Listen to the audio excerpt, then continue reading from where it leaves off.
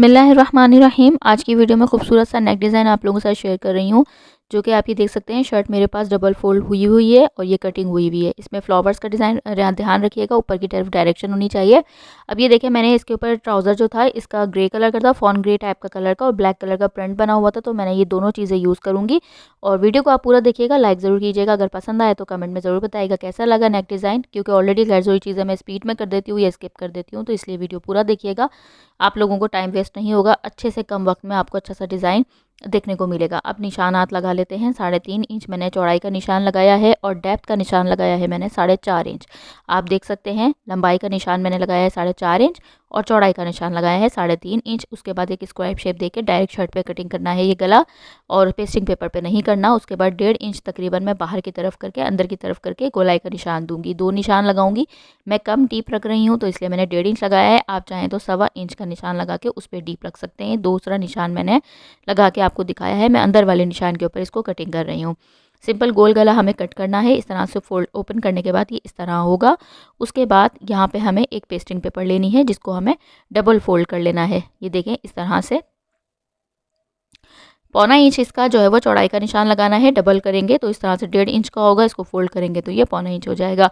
तो 1.25 इंच का मुझे एक निशान लगाऊंगी मैं चौड़ाई का, और इसकी डीप का निशान लगाऊंगी मैं 2.5 इंच का। तो 2.5 इंच और 4.5 इंच हमारा जब मिलेगा तो ये 7 इंच की हमारा डीप तैयार होगा नेक, जिसको 1/2 इंच हमारा ऊपर फोल्डिंग में शोल्डर में फिटिंग में चला जाएगा। तो 6.5 इंच तैयार होगा। आप चाहें तो इससे 1/2 इंच ज़्यादा रख सकते हैं या 1/2 इंच कम भी रख सकते हैं, जैसे आपको अच्छा लगे। अब ये देखें यहाँ पे आपको टेबल की वजह से तो नज़र आएगा ही नहीं कि 1.5 इंच इसकी चौड़ाई हुई ओपन करने के बाद, तो मैं इसलिए इसको आपको बाद में पेस्टिंग पेपर फैब्रिक के ऊपर रख के आपको दिखाऊंगी ताकि आसानी से नज़र आए। सिंपल इस तरह से पेस्ट करके हमें इसको अंदर की तरफ फोल्ड करके फैब्रिक को सिलाई लगा लेनी है। इस तरह से सिलाई लगाने के बाद इसको डबल फोल्ड करूँगी और एक क्रीज़ बनाऊंगी। क्रीज़ बनाने के बाद सेंटर में एक कट दूंगी। अब ये देखिए शर्ट को ओपन किया है मैंने और शर्ट के ऊपर मैं इसको पेस्ट करूंगी। ये देखिए यहाँ से मैंने क्रीज़ बना ली है और इसको इस तरीके से एक कट लगा दिया है। शर्ट को मैंने सीधा ऊपर रखा है ऊपर की साइड पे, और इस फैब्रिक की उल्टी वाली साइड ऊपर है। ये देखिए यहाँ पे 1.5 इंच मैंने इसका चौड़ाई का निशान मैं आपको दिखा रही हूँ तैयार है। अब बुकरम की बिल्कुल अंदर बिल्कुल मिलाकर उसके बिल्कुल साथ हमें सिलाई दे लेनी है। शर्ट की क्रीज़ से हमारी इसकी कॉर्नर वाली जो नीचे वाला वी शेप आ रहा है इसका बिल्कुल कोना हमारा नीचे शर्ट की क्रीज़ से मिलना चाहिए। ये देखिए यहाँ से इस तरह से, और इस तरह से बिल्कुल बुकरम के साथ साथ अंदर की तरफ हमें सिलाई लगानी है, बुकरम के ऊपर सिलाई ना आए। सिलाई लगाने के बाद ये देखिए हमारी सिलाई लग गई है। इसको अभी हमें कट नहीं करना है, इसको हमें अंदर की तरफ फोल्ड करना है इस तरह से बस, और हमें हल्की सी क्रीज़ बनानी है।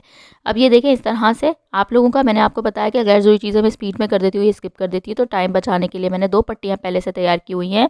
ये 2 पट्टियाँ हैं, इसकी थोड़ी सी डिटेल समझ लेते हैं, क्योंकि मैंने टाइम बचाने के लिए तैयार कर ली है, लेकिन इसकी डिटेल समझाना बहुत ज़रूरी है ताकि आप लोगों को ईजिली समझ में आए। हमारा बनाने का मकसद ही यही होता है वीडियो का, ताकि आप अच्छे से अच्छे डिज़ाइंस बना सकें।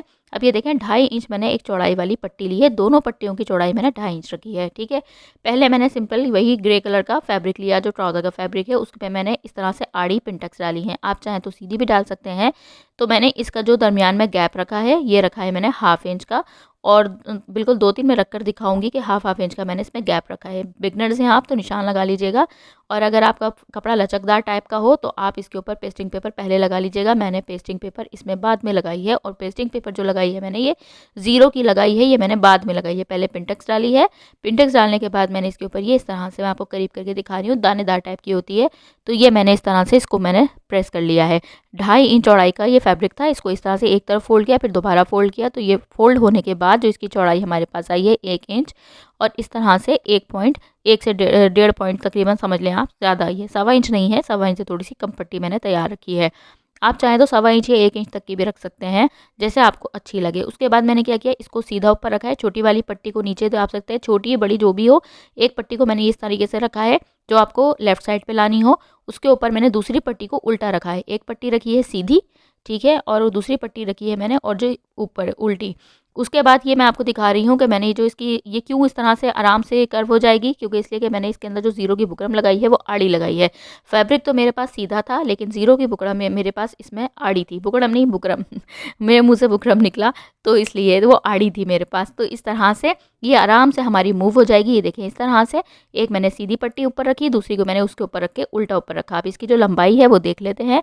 लंबी वाली जो पट्टी है वो मैंने 15 इंच लंबाई में रखी है और उसके बाद इस तरह से हाफ इंच करके इस तरह से अंदर की तरफ उसको फोल्ड करके यहाँ से भी आयरन कर लिया है। ये मेरी आएगी इस साइड के ऊपर पट्टी। तो आपने इस चीज़ का ध्यान रखना है, जो आपकी राइट साइड पे है उस पट्टी को उल्टा ऊपर रखना है और जो लेफ्ट साइड पे है उस पट्टी को नीचे सीधा रखना है। तो ये जब तैयार पट्टी आएगी तो हमारे पास 14 इंच आएगी। हाफ इंच हमें ऊपर की तरफ बढ़ानी है और जो नीचे वाली ये वाली हमारी पट्टी है, ये मैंने 12 इंच की पट्टी ली है नीचे जो आएगी। अच्छा, इसकी एक चीज़ मैं आपको इसमें और समझाऊंगी। ये मैंने इसकी जो चौड़ाई रखी है ऊपर वाली साइड से, मैंने आपको दिखाया कि 1 इंच और 1 से 2 पॉइंट मैंने चौड़ाई में ज़्यादा रखा, ठीक है। नीचे से मैंने पूरी 1 इंच रखी। वो मैंने क्यों रखी कि ये मैं आपको बहुत एक आसान स्टेप बता रही हूँ ये वाली पट्टियाँ लगाने के बाद, कि आपको अगर फिनिशिंग के साथ गला तैयार करना हो तो मैं इस तरह से आपको कुछ अच्छी सी यूनिक चीज़ें कोशिश करती हूँ बताऊँ, ताकि वो आप आराम से आपको सिलाई करते हुए आप बोलें अरे भाई ये तो हमारे से थोड़ी सी आगे पीछे हो रही है, तो इसलिए मैंने आपको ये स्टेप बताया। अब इसको हल्का सा सेंटर में इस तरह से करके हाथों की मदद से बस क्रीज देंगे कि सेंटर आना चाहिए, ताकि जो हमारी शर्ट की क्रीज़ है उस क्रीज से इसका सेंटर मिलना चाहिए। यहाँ से तो हम कॉर्नर मिलाएंगे इस तरह से। ये वाली जो वी वाला पट्टी है इसको अंदर की तरफ हमें इसको बिल्कुल क्रीज बना लेनी है अंदर की तरफ फोल्ड करके, और उसके बाद हमें इस तरह से ध्यान रखना है, आधा इंच ऊपर रखनी है और इस तरह ऊपर रखनी है हमें कि जो गला है जहाँ से हम इसको अटैच कर रहे हैं वी की पट्टी के साथ से, यहाँ से ज़्यादा ऊपर खाली ना आए, जो हमारा साइड से आए वहाँ से भी थोड़ी सी ऊपर आए, क्योंकि असल तो हमारी पट्टी वहाँ से अटैच होगी, वरना फिर हमारा फैब्रिक इस तरह से ख़राब ना हो जाए। अब ये देखें यहाँ से मैं देखें क्रीज से क्रीज मैंने मिलाई है और इस तरह से इसको फोल्ड कर दिया है। ये इसका फ़ायदा आपको, ये जो मैंने यहाँ से 1 इंच चौड़ाई रखी है ना, इसका फ़ायदा आपको बाद में पता चलेगा कि ये मैंने किस तरह से कितनी आसानी के साथ आपसे गला तैयार हो जाएगा। ये स्टेप आपको बाद में नज़र आएगा। तो ये देखिए हमारा गला यहाँ से तैयार हो गया है। ये यहाँ से एक पट्टी हमारी बहुत आसानी से स्टिच हो गई है, देखिए फिनिशिंग के साथ। अब हम करेंगे दूसरी बड़ी वाली पट्टी अटैच। इसके अंदर मैं लेस इसमें इस्तेमाल करूँगी। ये देखिए यहाँ से,